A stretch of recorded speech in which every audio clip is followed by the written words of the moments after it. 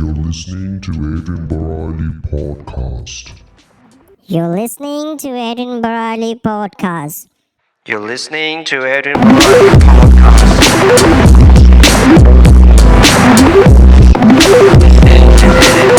Podcast.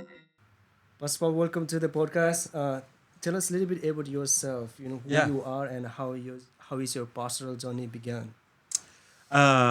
So kind of interesting was my calling into ministry or desire for ministry came within the same hour of when I became a Christian.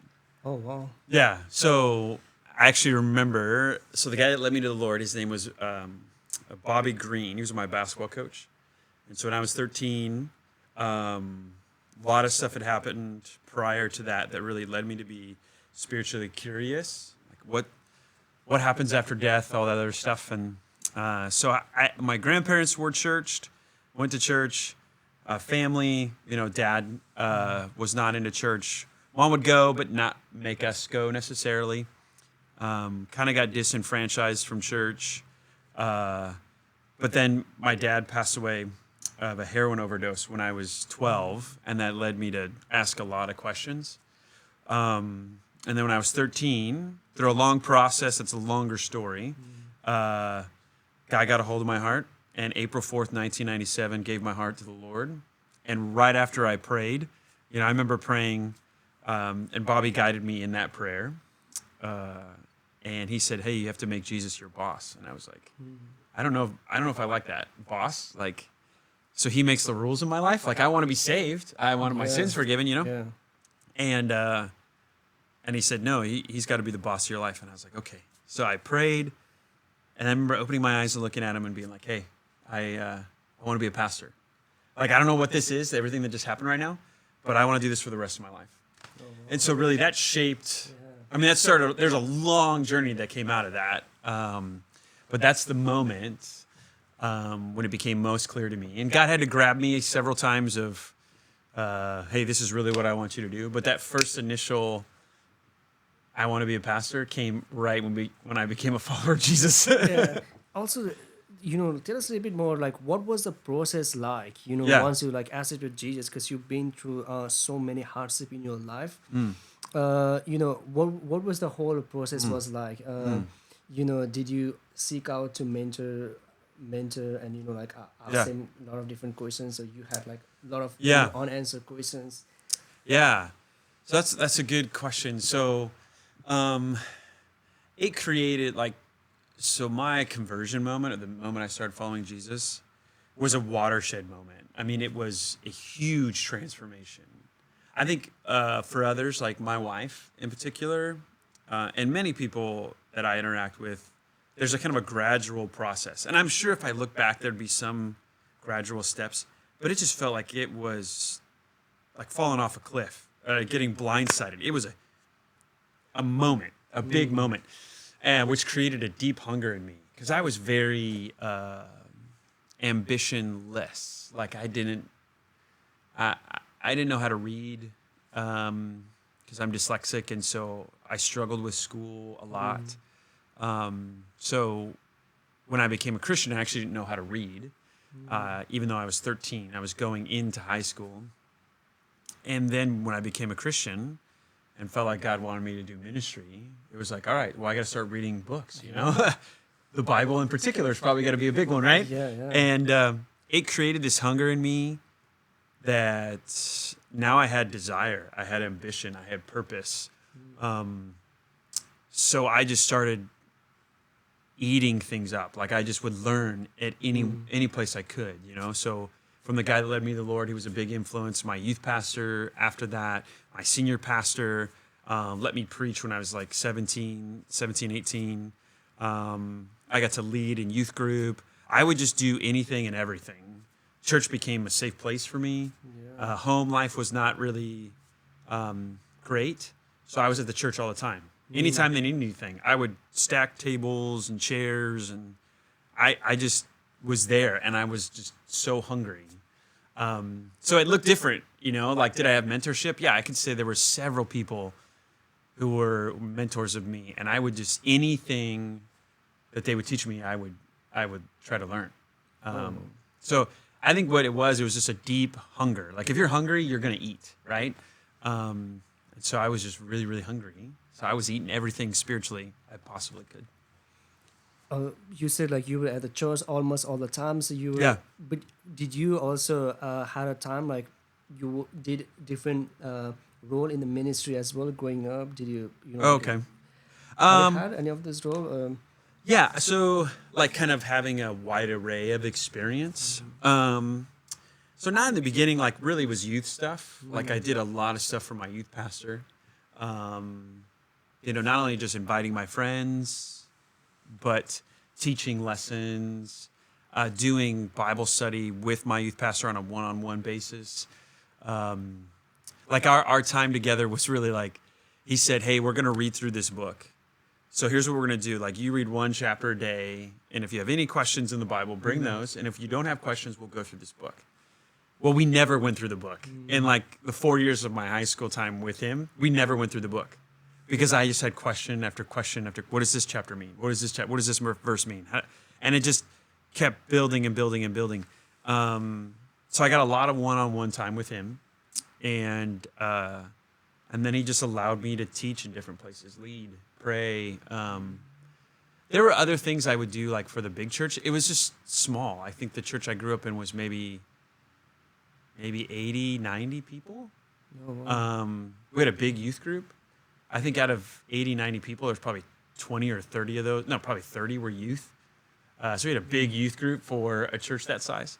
So I did a lot of that stuff. So a lot of youth. And then in college, it was different. I had an internship, did youth in there. So a lot of youth experience really in my kind of earlier years. Are you a Oregon? Did you grow up in Oregon? Or No. Did you move here? I moved Okay. 2.5 years ago. Yeah. Okay. Where were you, and what was the experience that you had? Yeah. Okay. So after kind of college, I went to college, went to grad school, and then went back to grad school. So I got a bachelor's degree in Southern California. Then I went to Louisville, Kentucky to get my master's of divinity. And then after that, went back to get a doctorate of ministry and like flew back every 3 months or so to do that. So after my master's, I went to Northern California. So I went back to California, did youth experience for 4 or 5 years, loved it. Then moved to Southern California, and I did young adult ministry for probably 9 months. Oh wow! It was really small because the church actually imploded. It was a church of about 1,600 when I first got there, and the elders had to let go of the lead pastor and like 3 other pastors. So we went from 1,600 people to 1,000 people. We lost 600 people in 2 months. Oh wow! It was nuts. And so the church was financially in jeopardy. The morale was low. The vision, mission, strategy were all kind of confused. And so the elders at the time asked me, and I was probably at that time, I was like 30. And they said, Paul, can you do some of these things? Can you fill some of these gaps? And I was like, sure. Like, I'll do whatever you guys want me to do. And so I just started doing everything. You know, I redid their student ministry, put somebody in place, and then I brought the young adult ministry and the main congregation into one kind of meeting on Sunday mornings, or 2 services on Sunday mornings, from like 5 services to 2 services. And then they felt like I could be the next lead pastor. Oh wow! And yeah, so I did that. It was hard work. You know, it would be what you would call like a revitalization, a turnaround. And I did that for 4 or 5 years, loved it. Everything was new. We had a new vision, new values. Everybody's responsibilities changed. I brought new people on the team. And we were getting to the point where it was starting to get really healthy. And that was fun. And then my father-in-law got sick in Northern California, right near the church I was at in Northern California. And he was in a coma for like 23 days. So crazy, right? He gets out of that. And my wife was, just feeling like, man, I want to be back home. I want to be near family. And I was like, yeah, I get that. You know, I lost my dad young. You almost lost your dad. Okay, what is God doing there? And then I get a call from the church in Northern California that I work for, and they asked me if I'd be willing to become their new lead pastor. And I thought, okay, maybe God's opening a door, right, for us to be close to family. So I processed that with my elders in Southern California. And then God confirmed it. So we left that church, which was really hard. Love the staff, love the people. It's a good church. I've gone back there, I've preached there a couple times, and I'm still go on vacation with some of the staff there. And so good people, but felt like, okay, God's moving us on. And so we went to Northern California to a church that kind of needed the same thing. Like they needed to turn around. They needed to be revitalized, like new life. And so I tried to do that, and I thought, okay, well, God had used my leadership to help this church turn around. Maybe we can do it again. And we couldn't. And so they asked me to resign, I think 18 months in.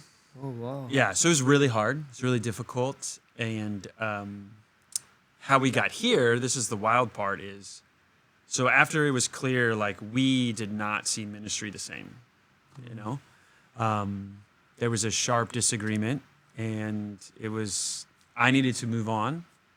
I told the elders there, I said, hey, like, I want to tell that to the church. I came up here because I love this church. I don't want to split this church. I don't want to hurt this church. So please let me communicate it. And so I preached my resignation sermon.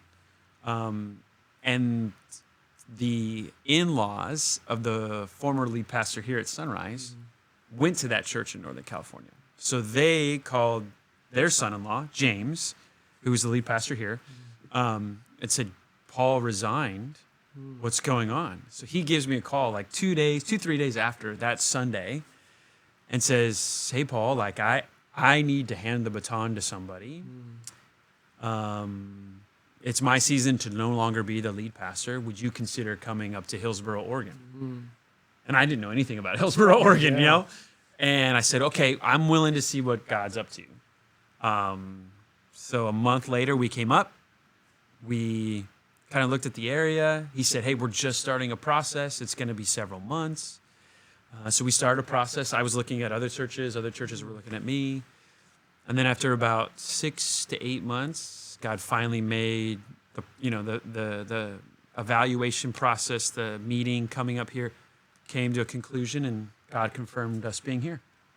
So it's kind of a wild ride. Yeah, that's like a really, a great one of person. I was just like thinking in terms of more, when you see like a lot of struggling churches, in terms, overall, how the church is struggling. So in that, when you're playing like leadership role, what does it looks like? There's a part of it like you wanted to seek God and be more emotional, and then there's a part where you need to be very rational and make a very wise and smart decision. How does spirituality and rationality work together when you find like really struggling situation like that in a ministry? So that's good. So there's like what the leader needs and what the church needs, right? So we have a saying here that when you're 2 steps ahead, you're a leader. When you're 3 steps ahead, you're a martyr. And the idea is if you try to stretch your people too far, you're actually going to break that bond of trust because you're too far in front of them. So the major mistake that most young leaders make when they're trying to help a church, say, turn around or revitalize, is they just go too fast. It's about pace. It's not about distance. Like, hey, we need to travel this distance, and you try to run at a 7-minute mile pace, it's not going to work. You need to run at a 9-minute pace. You need to run at a 10-minute pace. So I would say for the leader has to say, what's the gap and what's the pace? Because a lot of times young leaders will just look at what's the gap. Well, if you do that, you're going to think, okay, here's the gap. I know the gap. I see the gap. Let's just fill the gap. That's not going to work for your people. Your people have to have like a step-by-step to get to that spot, right? We often call it the curse of leadership. A leader can see where we need to go in 5 years. And so that's the curse, is he sees the end game, or she sees the end game. The hard part is he's got to get everybody to walk the path to that spot. And that's hard, so you become impatient. I think for churches, what do churches need? Man, and this is the hard work, I think, is the longer a church is alive, the more there's just this internal gravity of like the arrows are going to turn inward. It's about us, You'll hear churches say, well, we're the church that's about discipleship, and we believe the Bible, and we're about growing together, and then we'll affect the community. Those sound good, but what those really are is you're just insulating yourself and then isolating yourself from the world. And if you start asking questions of people of like, hey, how many people in your life don't know Jesus? How many people are you really close to that are not yet following Jesus? The more people say like, wow, all my friends follow Jesus now. That's a really bad sign that your church has lost the heart of mission. They've lost the heart, a Luke 15 type heart, of going after the one, right? Leaving the 99, leaving the 99 sheep, leaving, finding that lost coin, welcoming in the prodigal son. When they lose that, you're in huge trouble. Because inevitably, you'll start losing everything else, If you lose the heart of Luke 15, in 5-10 years, you're going to lose the finances, right? You're going to lose really the culture of your church quickly. So I think a young leader has to come in, think pace, and first think, how do I change the heart of these people and warm their heart back to a passion for those who are not yet following Jesus. So like an indicator would be the more us them language you use, the worse spot you're in. If it's like, we do things right and it's the world out there that's the bad guy. Like, we used to have a saying at Knott Avenue that helped us kind of reshape things. It's them before us. It's not us versus them. It's them before us. So we are going to do things that we are going to sacrifice our preference to reach people far away from Jesus. If a church doesn't have that, it's lost its mission. And the more established a church has been, the more they're going to want to say, I just want to stay like this. This is my church. It plays the music I like, does the programs I offer, does the things I want for my kids. It's just I. And that becomes bad, like really bad. It's not healthy discipleship, and it's not healthy evangelism. Yeah. So as a lead pastor, what do you see as, how do we structure the churches? How do you divide the responsibility to the different people for the, to make the church running smooth? Because, Sonrise Church is a really big church. And there are like so many people, and there are more people, more responsibilities, So how do you do that? Like, do you have a certain step or strategies that you follow, or do you, and then how do you also manage your spiritual life as well? Give us.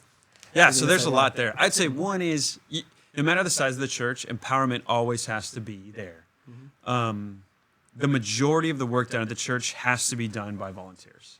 We had in our staff meeting yesterday, we're talking about when we're hiring 2 new staff people. And when we hire, say, somebody who works 40 hours a week, what we're really hiring is 300 hours of work. Because that 40-hour person is going to be a multiplier. They're going to empower volunteers to do work. So really, when I hire a leader, I'm hiring 300 hours of work, not 400 hours of work. Because they're going to bring in another 260 of volunteer hours that people are going to pour into. So empowerment is key. So, which is really, it's Ephesians 2:10, right? We're all created in Christ Jesus. We're Christ's workmanship, created in Christ Jesus to do good works, which God has prepared in advance for us to walk in. So everybody in the church has a gift that they should steward. And my job is to help them steward that gift, right? And so empowerment has to be key, which means the lead pastor has to let go of some of the, it sounds weird, some of the direction of the church. What if God is putting something in your heart as you're thinking about, okay, here's my story, here's my gifting, here's what I'm good at. I think God can use this for his kingdom. Like say you have a heart for people in the foster care system, right? Helping out resource families. And you're like, I have this real passion to do this. And because of my story, I have all this. Okay, that's great. How are we going to steward that?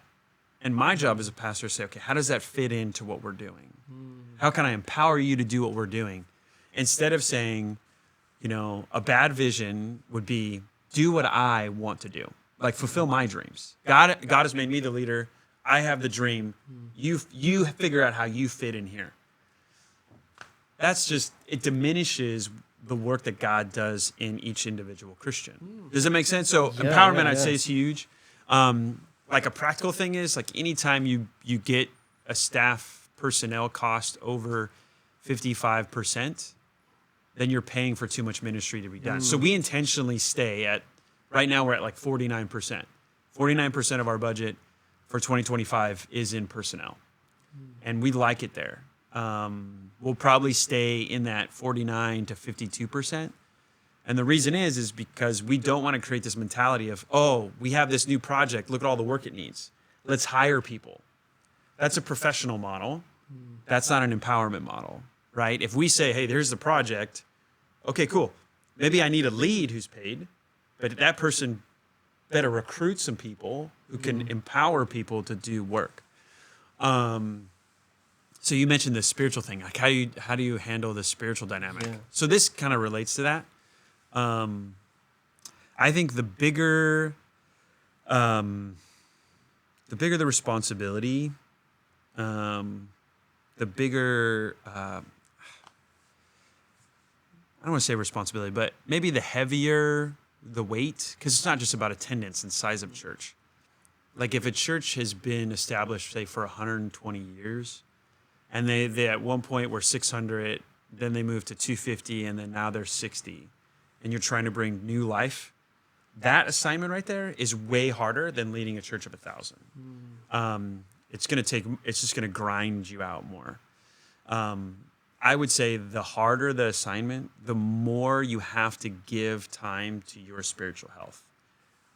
Times of pausing, times of, to use a term like practicing the presence of God, and allowing yourself to be human-sized and not God-sized, right? I think we as Christian leaders know that God is God and we are not, but we don't actually live in that, right? We actually think, oh, I'll preach the sermon that will get people to come to Jesus.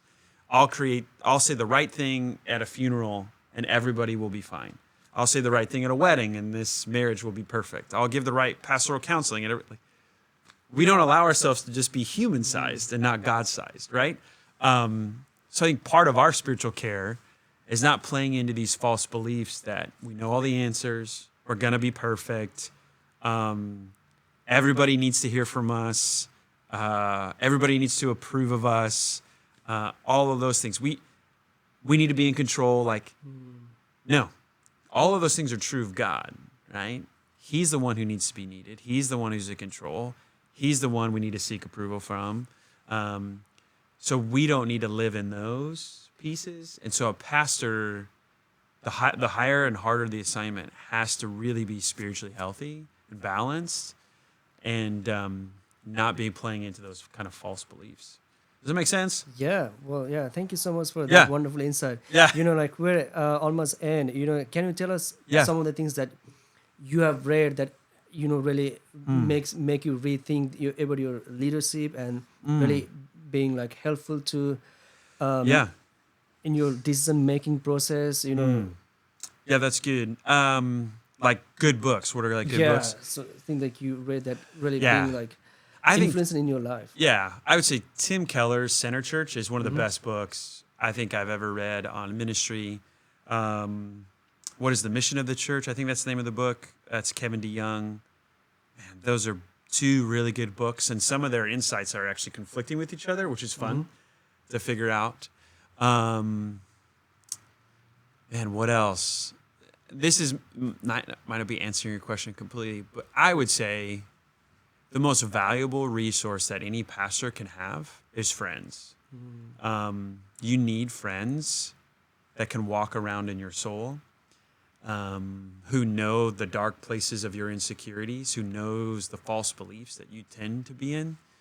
Like the greatest gift I have is the two other pastors on our executive team, our other two elders. Those guys know me. They know my insecurities. And we live very open, with each other. And they, I would say, are the most valuable, informative perspective that I have. I mean, second to my wife. My wife really knows me, of course. But those guys, they're my pastors, and they pastor my heart. And yeah, we read books together. And there's a lot of books, that you can read. But no book, maybe besides scripture, of course, is going to replace good friends. Like if you have the scriptures and you are in them, reflecting on them in community, a library is helpful, but it's not essential. But friendship is absolutely essential. And we as pastors can feel like we are the Lone Rangers. It's like us and God, we're called, you're not, we'll survive. That's a bad place to be, That's a bad place to be. Yeah, thank you so much for your wonderful insight. Yeah, it has been great. Yeah. Yeah, I appreciate it, man. Thanks for the opportunity. Oh, yes. Well, we're done. All right.